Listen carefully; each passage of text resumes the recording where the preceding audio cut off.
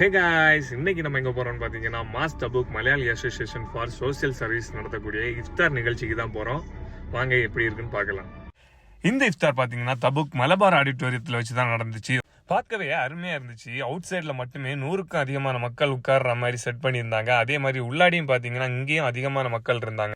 இது Malayalis group நடத்துறதுனால south Indians மக்கள் பாத்தீங்கன்னா நிறையவே வந்திருந்தாங்க.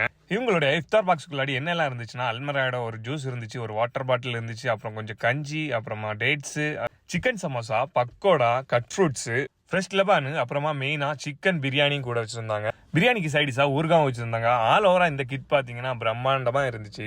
வாங்கிட்டதுமே நோம்ப திறந்துக்கிட்டு சலாம முடிச்சிட்டு ഫ്രണ്ട്സ് എല്ലാം சேர்ந்து ഇഫ്താർ നടത്തിയ മാസ് മലയാളി ഗ്രൂപ്പിന് ഞങ്ങളെല്ലാം ചേർന്ന് ഒരു നന്ദി പറഞ്ഞിട്ട് പിന്നെ പുറത്തായി.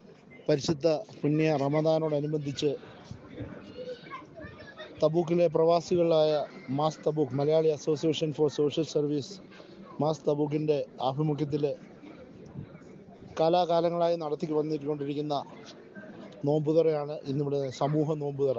ജാതിമത രാഷ്ട്രീയ ഭേദമന്യേ വിവിധ തരത്തിലുള്ള ജനങ്ങളെ പങ്കെടുപ്പിച്ചുകൊണ്ട് കാലാകാലങ്ങളായിട്ട് നടത്തിക്കൊണ്ടിരിക്കുന്ന നോമ്പുതുറയാണ് നിങ്ങളിവിടെ കണ്ടുകൊണ്ടിരിക്കുന്നത്.